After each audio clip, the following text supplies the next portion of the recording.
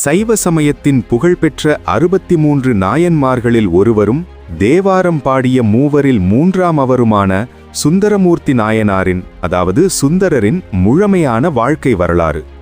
இறைவனை தனது உச்ச தோழனாக கருதும் சக மார்க்கம் அதாவது தோழமை வழி மூலம் சிவனருள் பெற்றவர் இவர்.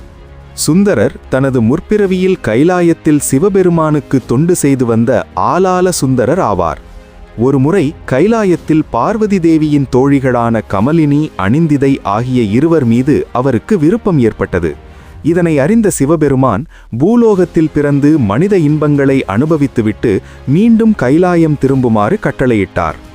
திருநாவரூரில் சடையனார் மற்றும் இசைஞானியார் என்ற சிவபக்த தம்பதியருக்கு மகனாக அவதரித்தார். இவருக்கு நம்பியாரூரார் என்று பெயரிட்டனர். சிறுவயதில் தெருவில் விளையாடிக் கொண்டிருந்த நம்பியாரூராரின் அழகை கண்ட நரசிங்க முனையரையர் என்ற உள்ளூர் மன்னர் சடையனாரிடம் அனுமதி பெற்று அவரை தனது வளர்ப்பு மகனாக அரண்மனையில் வளர்த்து வந்தார். நம்பியாரூராருக்கு திருமண ஏற்பாடுகள் தடபுடலாக நடந்து கொண்டிருந்தன.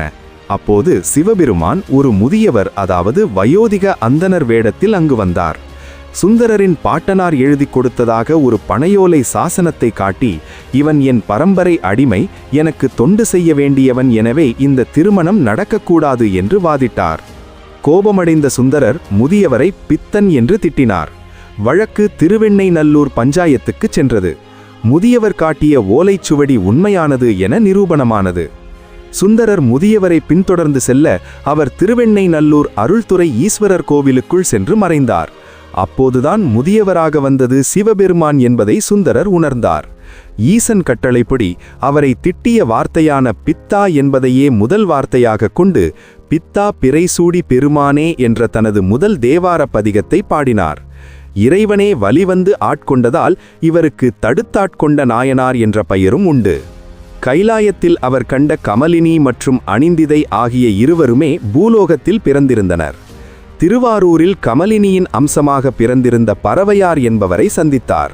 சிவபெருமானின் அருளோடும் ஊர் மக்கள் சம்மதத்தோடும் அவரை திருமணம் செய்து கொண்டார். பின்னர் திருவொற்றியூர் வந்தபோது அணிந்திதையின் அம்சமான சங்கிலியார் மீது விருப்பம் கொண்டார். சங்கிலியாரோ என்னை விட்டு பிரியமாட்டேன் என்று சிவபெருமான் சாட்சியாக சத்தியம் செய்தால் மட்டுமே திருமணம் செய்வேன் என்றார். சுந்தரரும் மகிழ மரத்தடியில் சத்தியம் செய்து சங்கிலியாரை திருமணம் செய்து கொண்டார். திருவாரூரில் நடைபெறும் வசந்தோற்சவத்தை காணும் ஆவலில் தான் செய்த சத்தியத்தை மீறி சுந்தரர் திருவொற்றியூரை விட்டு வெளியேறினார்.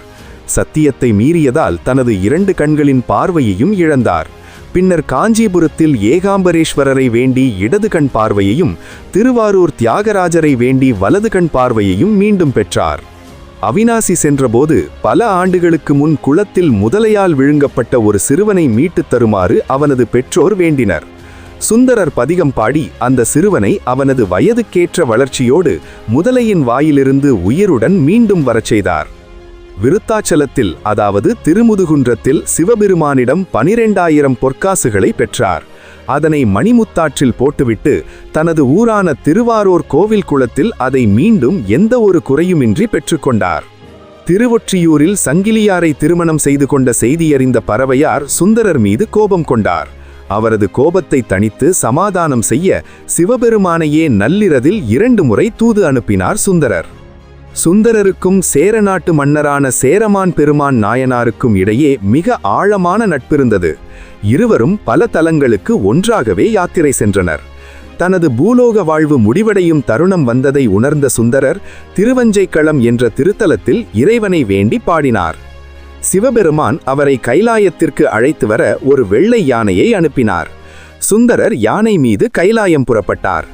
தன் நண்பர் கைலாயம் சென்றதை அறிந்த சேரமான் பெருமான் தான் ஏறியிருந்த குதிரையின் காதில் பஞ்சாட்சர மந்திரத்தை ஓத அந்த குதிரை சுந்தரரின் யானைக்கு முன்பாகவே வானில் பறந்து கைலாயம் சென்றடைந்தது.